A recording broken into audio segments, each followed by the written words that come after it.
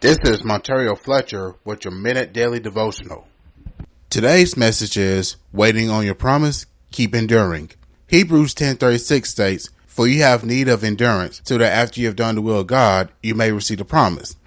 In today's information age, we are used to getting everything we need in an instant. In fact, if a web page takes more than 3 seconds to load, we become frustrated and move on.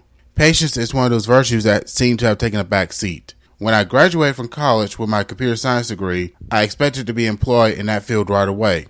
Things unfortunately didn't go according to plan. I was unemployed for nearly a year before I got a job in retail. Then it took another year for me to get my first full-time job as a teacher, in which I stayed for over 4 years.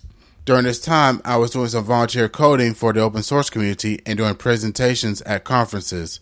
It wasn't until I left the teaching profession with an illness that I was able to get a job in computer science, where I remain today. It took over 6 years before I received that promise. While you're waiting on your promise, God will work on your character so that you will be ready for the promise. Very rarely will God's promise come to pass immediately, so we must never give up on it. Often, the difference between someone who receives God's promise and someone who doesn't involves the person's endurance level. Take the time today and prepare to receive your promise.